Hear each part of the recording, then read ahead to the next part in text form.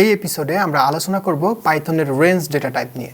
Range হচ্ছে পাইথনের sequence data টাইপের একটি সাবটাইপ। রেঞ্জ এটি মূলত একটি ফাংশন যেটা ইনপুট হিসেবে একটা নির্দিষ্ট রেঞ্জ নেয় এবং সেই রেঞ্জের উপর ভিত্তি করে বা সেই রেঞ্জের মধ্যে একটা সিকোয়েন্স অফ নাম্বার জেনারেট করে। পাইথন প্রোগ্রামিংয়ে রেঞ্জের প্রধান দুইটি কাজ রয়েছে এবং এই দুইটা জায়গায় রেঞ্জ ফাংশনটা খুবই ইউজফুল বা খুবই হ্যান্ডিভাবে ইউজ করা যায়। রেঞ্জ ফাংশনের প্রথম ব্যবহার হচ্ছে একটি রেঞ্জ ফাংশনের মাধ্যমে তুমি একটা লিস্ট অফ নাম্বার তৈরি করতে পারো বা একটা নাম্বারের লিস্ট জেনারেট করতে পারো।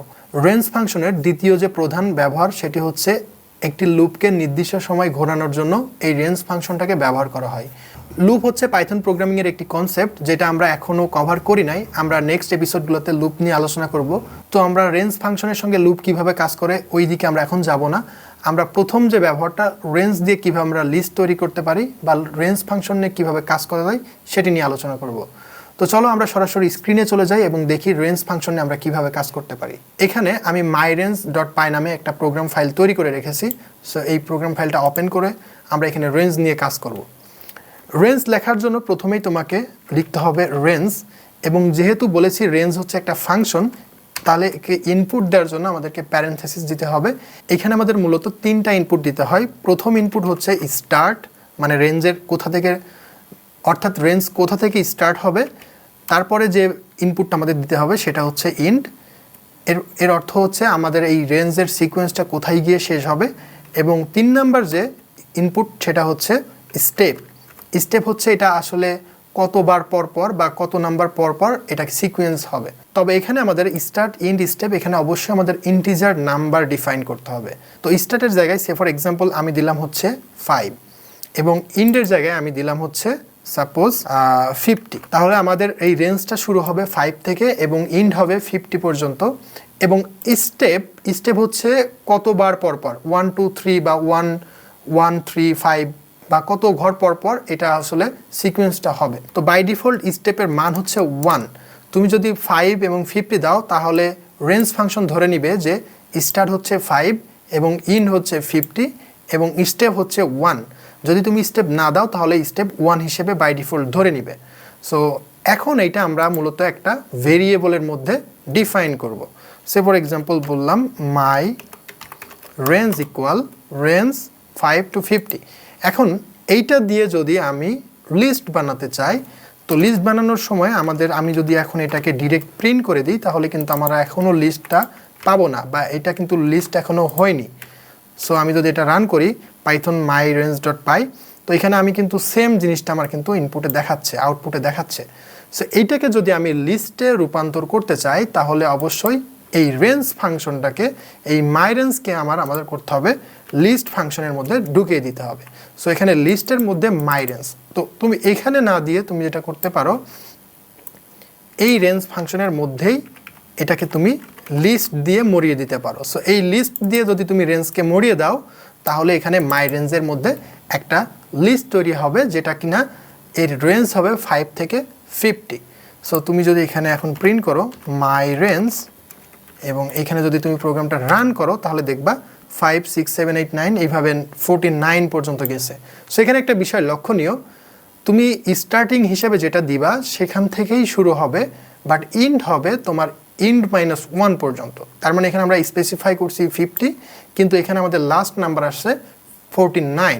সো তুমি যদি এখানে দাও 51 তাহলে এটা আসবে হচ্ছে 50 পর্যন্ত। সো সবসময় মনে রাখতে হবে ইন্ড রেঞ্জের এক ঘর আগ পর্যন্ত এটা দেখায়।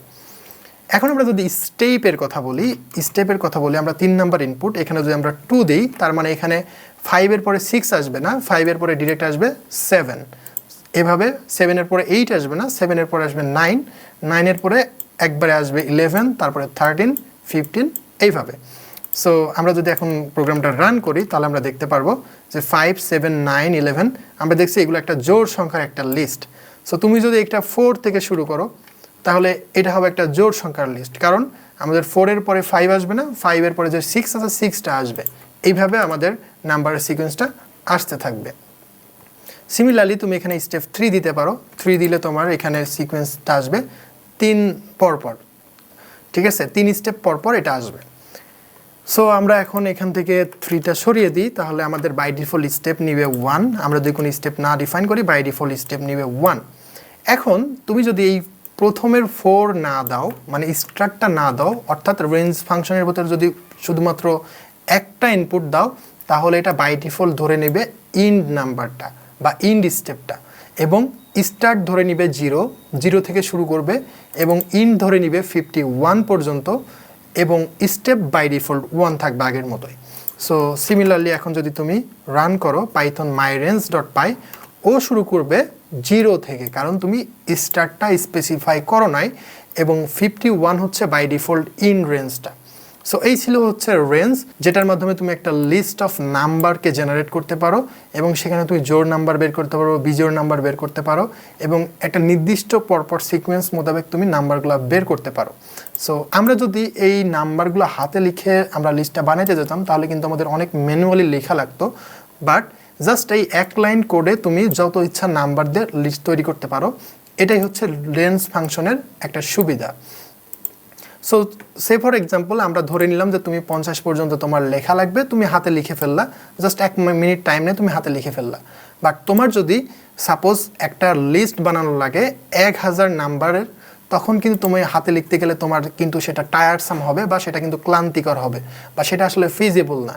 সো তুমি যদি এখানে জাস্ট নর্মালি 1000 যদি স্পেসিফাই করে দাও এবং প্রোগ্রামটা রান করো, এটা কিন্তু অটোমেটিক্যালি তোমার 1000 পর্যন্ত লিস্ট বের করে দিবে। সো আমরা যদি এখান থেকে শুরু করি 0 থেকে, কিন্তু এটা লাস্ট শেষ করছে 999-তে বা 999-এ।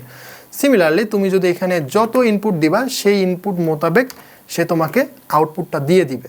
সো এই হচ্ছে রেঞ্জের ফাংশনের কাজ। আমরা রেঞ্জ ফাংশন দিয়ে কীভাবে লুপকে ব্যবহার করা যায় পাইথনের লুপ টপিকে আমরা গেলে সেটা দেখতে পারবো।